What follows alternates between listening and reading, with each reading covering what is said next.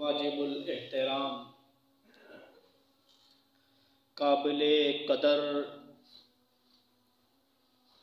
हाज़रीन महफिल, गुज़श्ता कई जुमों से सय्यदुल अंबिया इमामुल अंबिया सरदारे कायनात फ़ख्र इंसानियत आमिना के लाल अब्दुल्ला के दुर्रे यतीम मेरे और आपके नबी आखिरुज़्ज़मां ख़ातमुन्नबिय्यीन जनाब मोहम्मद सल्लल्लाहु अलैहि वसल्लम की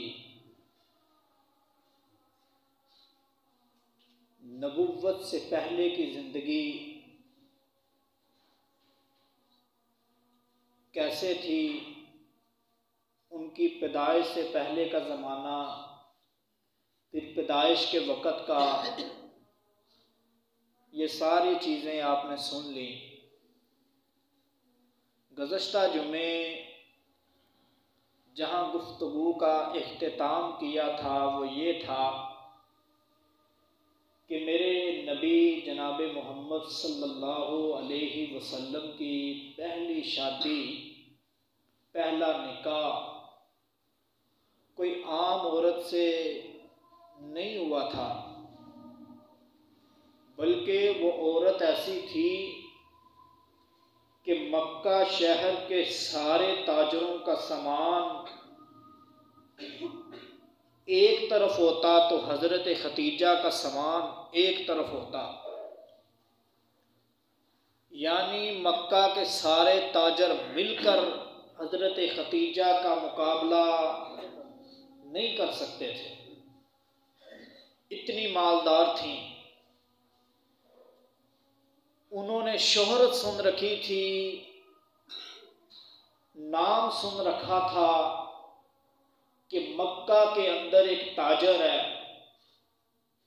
जो बददयानती नहीं करता, दयानतदार है, जो झूठ नहीं बोलता, सच बोलता है, जो धोखा नहीं देता, सही सही चीज की हालत को बयान करता है,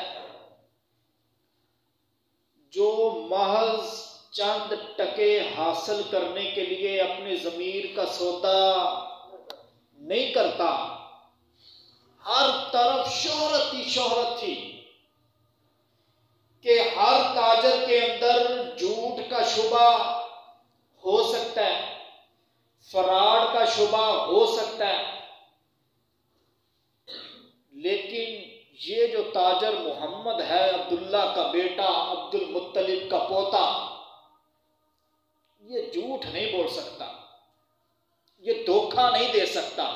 ये सारे किस्से, ये सारी शोहरत हजरत खतीजा के कानों में पड़ी थी, उन्होंने ये सारे किस्से सुने थे, और मक्का की सबसे बड़ी ताजरा थी, और जो जितना बड़ा ताजिर हो ना, वो अपनी ज़हनी सोच के इतबार से भी उतना ही बड़ा होता है। उससे ज़रूरत होती है वफादारों की, उससे ज़रूरत होती है अच्छे मुशीरों की, उससे ज़रूरत होती है कि जब वो सीधे रास्ते से भटकने लगे तो कोई उसे दिलासा देकर कहे कि ये रास्ता जिस पर चलने लगे हैं ये गलत है और ये रास्ता सही है जिस पे आपको चलना चाहिए। तो ज़रे खतीजा भी एक बड़ी ताजरा थी, उनको भी इन चीजों की जरूरत थी कि जब मैं कोई गलत फैसला करने लगूं तो मुझे कोई अच्छा फैसला करने वाला बताए कि ये फैसला गलत है, ये फैसला सही है। जब मैं किसी के साथ तजारत का मुआहदा करने लगूं तो कोई मेरी रहनुमाई करे कि मुआहदा इस तरह करोगे तो नुकसान होगा, इस तरह मुआहदा करोगे तो फायदा होगा। तो सारी शोहरतें, सारे ये राज हजरत खतीजा ने सुन रखे थे कि जो जो मैं चाहती हूँ वो सारी की सारी सिफात मोहम्मद के अंदर मौजूद है। तो हजरत खतीजा ने उनसे वादा किया कि या मोहम्मद, मेरा सामान आज के बाद आपके हवाले, आप कारोबार करें, तजारत करें, लोगों के साथ वादे करें, जो नफा होगा वो मिलकर बांट लेंगे। इब्तदान इस तरह का ताल्लुक बना, यानी कारोबारी शराकतदार जिसे हम कहते हैं। खैर वक्त गुजरता गया, हजरत खतीजा का सामान पहले से ज्यादा बढ़ने लगा, माले तजारत दिन ब दिन तरक्की कर रहा था। हर तरफ हजरत खतीजा की शोहरत होने लगी थी कि ये बड़ी दयानतदार ताजरा हैं। जब नबी पाक सल्लल्लाहु अलैहि वसल्लम एक सफ़र से वापस आए और बड़ी कामयाब तजारत करके आए, तो उस सफ़र से वापसी के 3 महीने बाद, उस वक़्त अरब का दस्तूर था, पिछले जुम्मे ये मैंने बड़ा मुख्तसर करके तमहीद के तौर पे आपको बताया कि अगले जुम्मे तफसीलन गुफ्तगू करेंगे। तो हज़रत खतीजा रज़ी अल्लाह ताला अन्हा, उस दौर के अंदर ये रवाज था कि औरत खुद जिससे निकाह करना चाहती उसे बोल देती थी। आज के दौर के अंदर तो ये चीज़ नहीं है, बल्कि माँ जाती है, बाप जाता है या रिश्तेदार कोई जाता है, शर्मो हया है और ये होनी भी चाहिए। उस दौर के अंदर ये रवाज नहीं था और ये ऐब भी नहीं समझा जाता था। खुद नबी पाक सल्लल्लाहु अलैहि वसल्लम की जो अहदीस नकल होकर हम मुसलमानों तक पहुंची हैं, बड़ी ऐसी हदीसें मिलती हैं कि एक औरत आती है, अल्लाह के नबी मैं अपना आप आपको हिबा करती हूँ, अपने आप को निकाह के लिए पेश करती हूँ। अल्लाह के नबी फरमाते मुझे तो निकाह की हाजत नहीं है, लिहाजा मैं जो लोग बैठे हैं मजलिस में इनसे पूछता हूँ, जिसको हाजत होगी वो निकाह कर ले। सहाबा से पूछते अल्लाह के नबी, जिस सहाबी की हाजत होती वो खुद को निकाह के लिए पेश कर देता। यानी इस तरह उस दौर के अंदर निकाह हुआ करते थे। तो इसलिए हजरत खतीजा रजी अल्लाह ताला अन्हा ने खुद अपना निकाह का जो पैगाम था नबी पाक सल्लल्लाहु अलैहि वसल्लम को दिया कि मैं आपके साथ निकाह करना चाहती हूँ। मैंने पिछले जुम्मे आपको बताया था कि हजरत खतीजा ने जब आपको निकाह का पैगाम दिया तो उम्र कितनी थी? 40 साल। और खुद नबी पाक सल्लल्लाहु अलैहि वसल्लम की उम्र कितनी थी? 25 साल। खैर ये बहुत पहले भी मैंने इस पे बात की थी, अब ज़रूरत नहीं, मौजू लंबा हो जाएगा, हम अपने मौजू पे चलते हैं। 25 साल की उम्र और 40 साल की खतून से शादी कर रहे हैं, वो खतून जिसके पहले भी 2 निकाह हो चुके हैं। मैंने पिछले जुम्मे अर्ज कर दिया था कि हजरत खतीजा की पहले 3 औलादें थी। पहले खामद से 2, एक बेटा और एक बेटी थी, और दूसरे खामद से एक बेटी ही थी, और दोनों खामद वो फौत हो गए थे, वफात पा गए थे। तो तीसरा निकाह गोया हुजूर नबी करीम सल्लल्लाहु अलैहि वसल्लम के साथ हजरत खतीजा का हुआ, और नबी पाक का वो पहला निकाह था। हजरत खतीजा रजी अल्लाह ताला अन्हा के साथ नबी पाक सल्लल्लाहु अलैहि वसल्लम को बड़ी मोहब्बत थी। इतनी ज़्यादा मोहब्बत, इतनी ज़्यादा मोहब्बत कि जब हजरत खतीजा दुनिया से तशरीफ ले गई तो जाहिर बात है एक वक़्त गुजारा, एक मुद्दत, एक अरसा अपनी बीवी के साथ गुजारा गया। उसकी मोहब्बत दिल के अंदर घर चुकी थी, याद तो आती थी, तो हर वक्त हजरत खतीजा का तस्करा करते रहते। एक दिन हजरत आयशा रज़ियल्लाहु अन्हा फरमाते, आप क्या उस बुढ़िया का तस्करा करते रहते हैं? हजरत आयशा तो नौजवान थी और फिर कुंवारी भी थी, और बीवियों को आपस में थोड़ा सा होता है, अल्लाह ताला ने इनके दिलों में डाला होता है कि मेरा तस्करा ज्यादा होना चाहिए, दूसरी बीवी का थोड़ा कम होना चाहिए। यानी हर बीवी अपने खामद की नजरों में आने की कोशिश करती है। खैर नबी पाक सल्लल्लाहु अलैहि वसल्लम ने फरमाया, ऐशा तुझे क्या पता खतीजा कौन थी? खतीजा वो थी जब सारा जमाना मुझे जुटला रहा था और मेरी ताकत बनकर लोगों का जो मुकाबला कर रही थी वो खतीजा थी। हजरत खतीजा जब दुनिया से तशरीफ ले गई तो नबी पाक सल्लल्लाहु अलैहि वसल्लम उनकी सहेलियों की तरफ घर में जब अच्छा खाना पकता तो उनकी तरफ भी भेजते हैं। इसमें मेरे और आपके लिए सबक है कि जिन लोगों के साथ कुछ वक्त गुजरा हो ना, जब वो हमसे जुदा हो जाएं तो उसका ये मतलब नहीं कि वो जुदा हो गया तो उसकी वजह से जो रिश्ते कायम थे वो भी ख़त्म कर दो। आज एक पंजाबी की मिसाल मशहूर है, आप लोग भी सुनते होंगे, माँ मरी तो रिश्ते मुक गए, माँ मरी तो रिश्ते खत्म। इधर नबी पाक सल्लल्लाहु अलैहि वसल्लम की बीवी, माँ नहीं बीवी, माँ से कम रिश्ता बीवी का, माँ का तो फिर बहुत ऊंचा, इससे कम मैं मिसाल दे रहा हूं।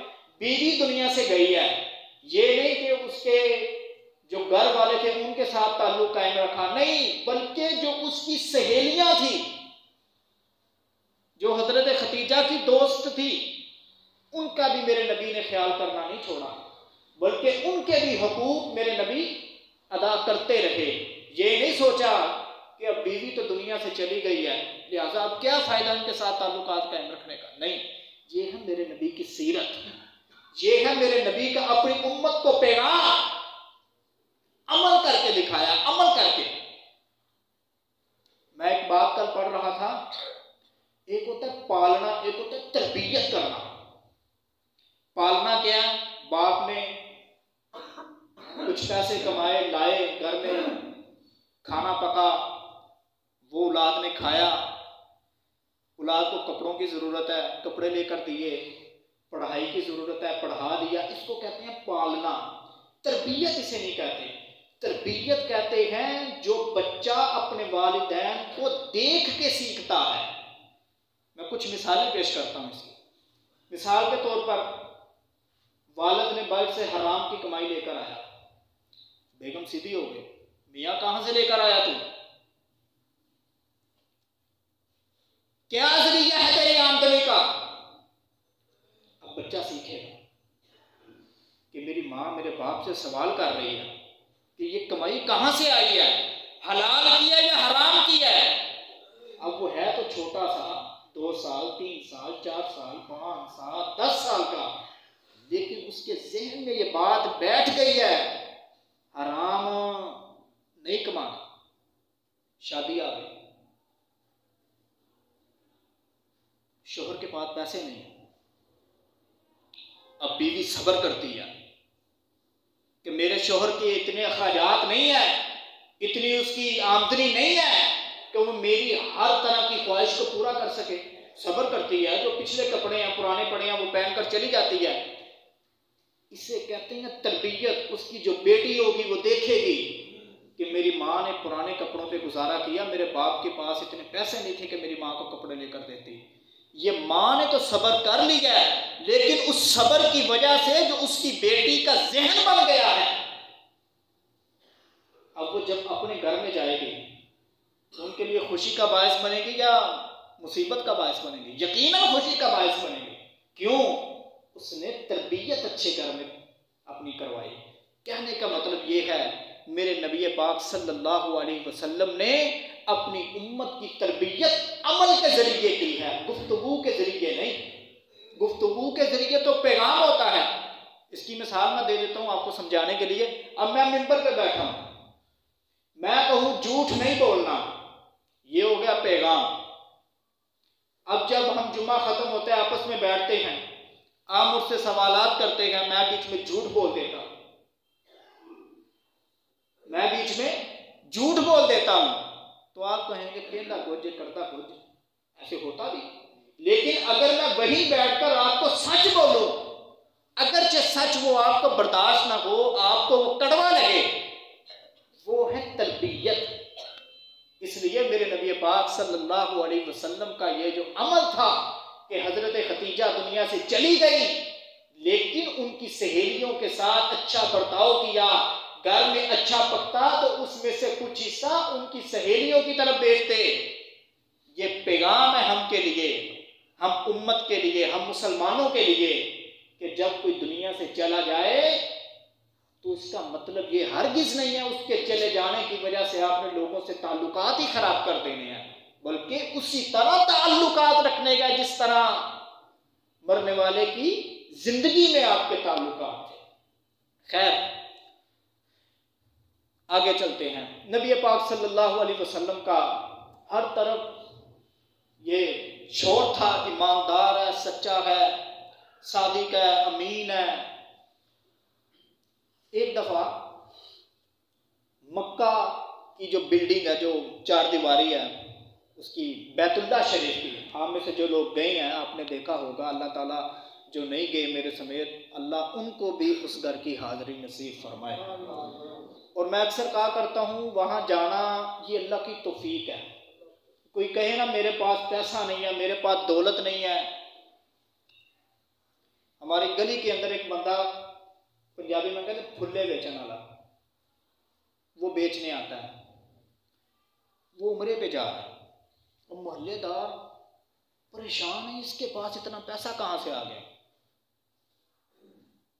तो इसलिए वहाँ जाना ये माल और दौलत के साथ ताल्लुक़ नहीं रखता, बल्कि ये मेरे अल्लाह की तौफीक और उसका फजल और उसकी रहमत के साथ ताल्लुक़ रखता है। वो जिसको चाहे बुलाए, जिसको चाहे ना। आप अपने मुआशरे में देखते होंगे लाखों करोड़ों के मालिक हैं, तौफीक नहीं है। खैर, तो वो बिल्डिंग नबी पाक सल्लल्लाहु अलैहि वसल्लम की नबुव्वत से पहले का ये वाक़या है, उसकी तामीर होने लगी। बात चल रही थी कि लोगों को भरोसा कितना था आप पर, इस वजह से ये वाक़या सुना रहा। वो तामीर होने लगी। जब तामीर मुकम्मल हो गई तो अब हजरे अस्वद को अपनी जगह पे रखना था, जो पत्थर था। अब ये लोगों के दिलों के अंदर हजरे अस्वद की बड़ी कदर थी।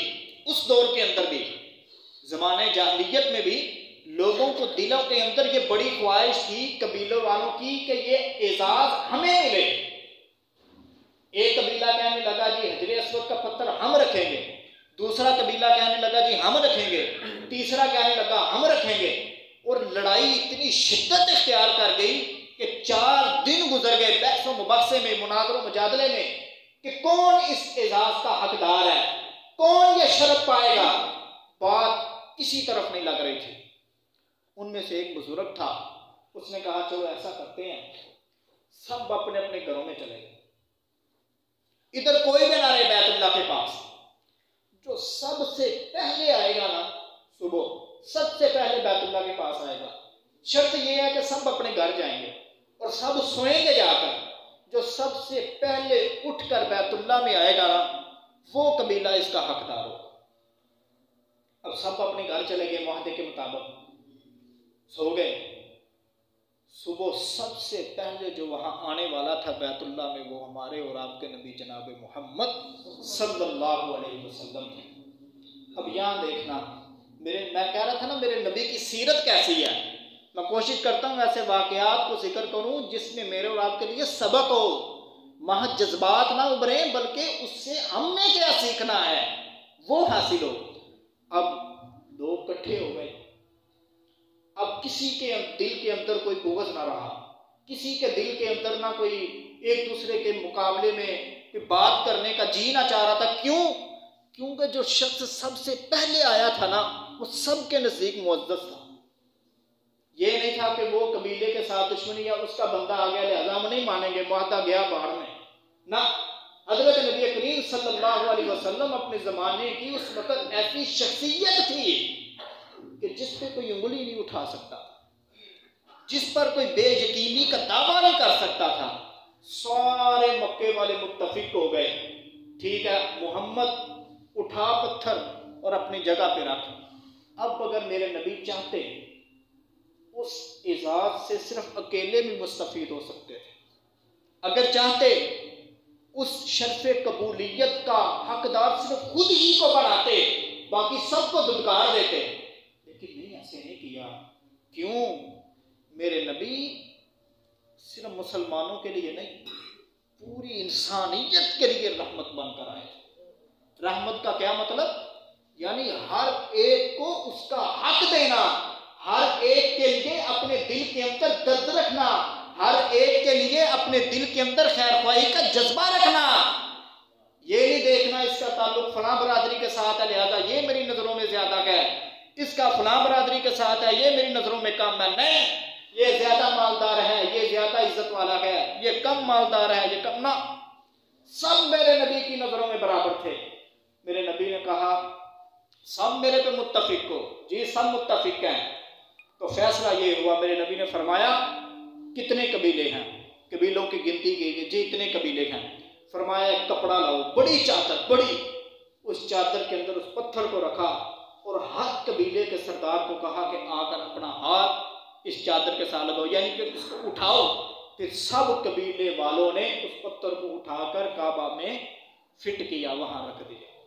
अब यहां देखें कितनी अच्छी तरह मामले को मेरे नबी ने हैंडल किया, किस कदर अहसन अंदाज के साथ इस झगड़े को खत्म कर दिया। वो कहते हैं ना, सप भी मर गया थे, लाठी भी बच गई। तरीका ऐसा अख्तियार किया।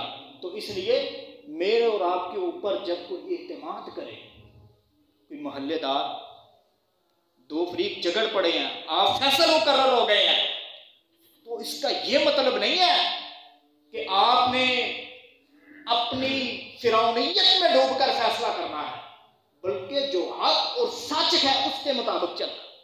ये नहीं है अपने आप को बड़ा करने के लिए, अपनी शख्सियत को उजागर करने के लिए, लोगों के अंदर अपना रोब और दबदबा बढ़ाने के लिए आप लोगों के हुकूक मारते फिरे। देखिए मेरे नबी की जिंदगी, चाहते तो खुद उस शरफ से मुस्तफीद हो सकते थे, लेकिन नहीं, फरमाया सब मुस्तफीद होंगे। इसलिए जब भी आप में से किसी को फैसला मुकर्रर किया जाए, दो फरीकैन का फैसला करने के लिए आपको कहा जाए कि करें फैसला, जो आप कहेंगे वो होगा, उस वक्त इंसाफ के दामन को कभी ना छोड़ें। ये मेरे नबी की सीरत है जो हमें सिखाई गई।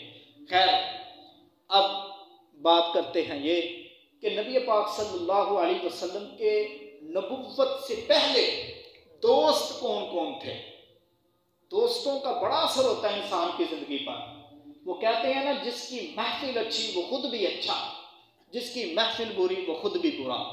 महफिल का रंग इंसान पे बड़ा होता है। इंसान जितना मर्जी दावा कर ले कि मैं, अगरचे मेरे दोस्त गलत हैं लिहाजा मैं ठीक रहूंगा, ना कुछ असर पड़ेगा ही पड़ेगा।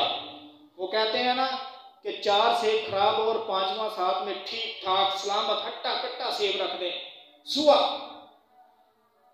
कुछ देर बाद देखना उन 4 सेबों का असर उस पर पड़ा होगा। तो इसलिए महफिल का असर जरूर होता है, मजलिस का असर इंसान की जिंदगी पे लाजमी होता है।